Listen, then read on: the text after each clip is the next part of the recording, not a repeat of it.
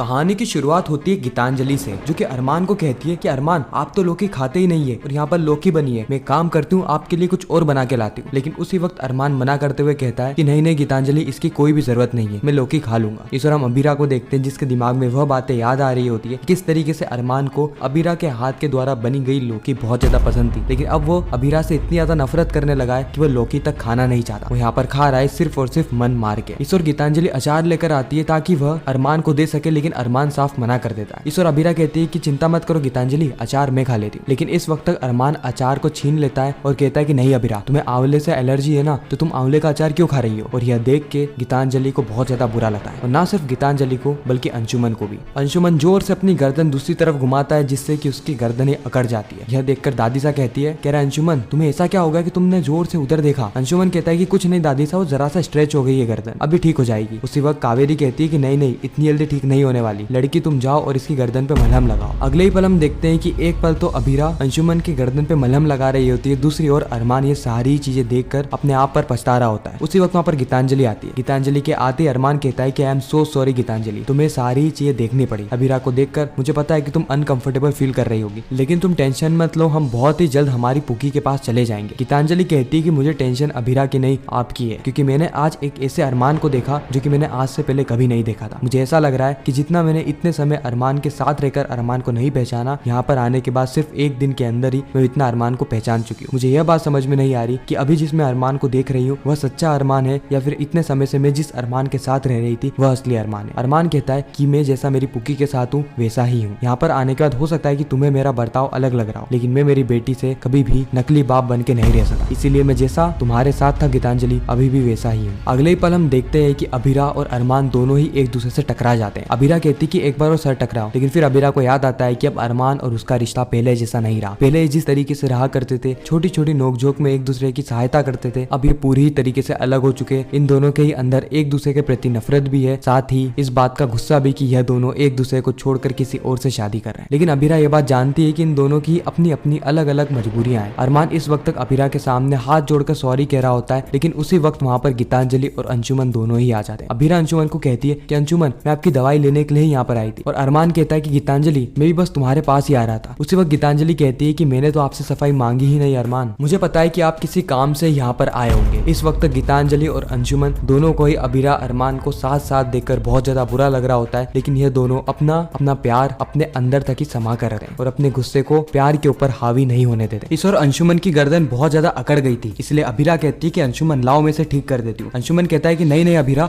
मैं डॉक्टर के पास चले जाऊंगा, वो मुझे ठीक कर देंगे। अबीरा कहती है कि क्या तुम मुझ पर भरोसा करते हो। अंशुमन कहता है कि हाँ अबीरा क्यों नहीं, मैं तुम पे बहुत भरोसा करता हूँ। और फिर अबीरा अगले ही पल अंशुमन की गर्दन को ठीक कर देती है। पहले तो अंशुमन को विश्वास नहीं होता है, लेकिन फिर अंशुमन कहता है कि वाह अबीरा, तुम्हारे हाथों में तो जादू है जादू। और इतना कह के वो अबीरा के हाथों को पकड़ लेता है। जैसे ही वो अबीरा के हाथों को पकड़ता है, इस और अरमान भी खड़ा हो जाता है, और ये सारी चीजें गीतांजलि देख रही होती है। गीतांजलि ये देख पा रही थी कि किस तरीके से अरमान को वापस से अबीरा की जिंदगी में लौटना है, लेकिन अबीरा उसको अपनी जिंदगी में वापस आने ही नहीं दे रहे, क्योंकि जो कुछ भी अरमान ने अबीरा के साथ किया है वो गलत है। और पिछले 7 साल में एक बार भी अरमान अपने परिवार के पास लौट कर नहीं आया, इसलिए अबीरा नहीं चाहती कि वो अरमान के साथ अपनी आगे की जिंदगी गुजारे। अगले पल हम देखते हैं कि अबीरा फ्रिज में से कुछ मिठाई निकालती और कहती कि वाह मिठाई, वो भी फ्रिज में। अबीरा उसे खाए उससे पहले ही वहाँ पे गीतांजलि आ जाती है और कहती कि ये मिठाई मैंने बनाई है अबीरा, तुम्हें अगर अच्छी लगती है तो तुम इसे खा सकती हो। लेकिन अबीरा मना कर देती है। अबीरा कहती है कि ऐसी बात नहीं गीतांजलि, मेरी अभी मिठाई खाने की इच्छा नहीं है। अगले पल हम अंशुमन और अरमान को देखते हैं जो कि दादी सा का रेडियो ठीक कर रहे होते हैं। अंशुमन कहता है कि तुम कैसे ठीक कर रहे हो, तुम्हें कुछ भी ठीक करना नहीं आता, ना ही तुम रिश्ते को ठीक कर पाए और ना ही रिश्तों को संभाल पाए। अरमान कहता है कि वो 7 साल पुरानी बात थी अंशुमन, 7 साल में बहुत कुछ बदल गया है, मेरी जिंदगी बदल गई, लोग बदल गए, मेरी सोच बदल गई। अंशुमन कहता है लेकिन वो 7 साल तुम्हारी फैमिली के लिए कभी भी वापस नहीं आने वाले अरमान। वो 7 साल तक तुम्हारी फैमिली हर एक दिन बस इंतजार करती रही कि उनका बेटा लौट कर आएगा, उनका बेटा लौट कर आएगा। उनके ऊपर इतनी सारी मुसीबतें आई, लेकिन फिर भी उन्होंने साथ नहीं छोड़ा। वो सभी लोग एक दूसरे के साथ रहे और फिर भी तुम लौट कर नहीं आए। और लौट कर कब आए हो, जब सभी लोग अपने पांव पे खड़े हो गए। किसी को भी तुम्हारी जरूरत नहीं है अरमान, ना ही अबीरा को, ना ही दादी सा को और ना ही विद्या आंटी को। अरमान कहता है कि अंशुमन ये मेरी फैमिली है और मुझे मेरी फैमिली की बातें किसी और से करने में बिल्कुल भी दिलचस्पी नहीं है। वैसे भी मेरी फैमिली वालों ने तो मुझे रिप्लेस कर ही दिया है और अब तो अबीरा ने भी रिप्लेस कर दिया है। इस वक्त तक रेडियो ठीक हो गया था और उसमें अचानक से गाने बजने लगते हैं। इस वक्त तक गीतांजलि और अबीरा भी वहाँ पर आ जाते हैं। अबीरा कहती है कि इतने तेज तेज गाने क्यों बजा रहे हो, मम्मी को तकलीफ होगी ना, गाने चेंज करो या फिर बंद कर दो। अंशुमन गाने को बंद कर रहा होता है, वॉल्यूम कम करने की कोशिश करता है, लेकिन गाना ही बदल जाता है। है। और जो गाना आता है उससे अभीरा और अरमान को अपनी अतीत याद आता है कि किस तरीके से इसी गाने पर उन्होंने खुशियां बांटी थी, किस तरीके से इसी गाने पर वो पहले डांस किया करते थे। यह देखकर गीतांजलि रेडियो को छीनती है और अपने हाथ से गाने को बदलने लगती है और बाद में भी वही गाना लग जाता है जो कि अभीरा और अरमान से जुड़ा हुआ था, इनकी पुरानी यादों से जुड़ा हुआ था। ये धीरे धीरे करके एक दूसरे के करीब आ रहे थे। यह देखकर गीतांजलि और अंशुमन दोनों को अच्छा नहीं लगता है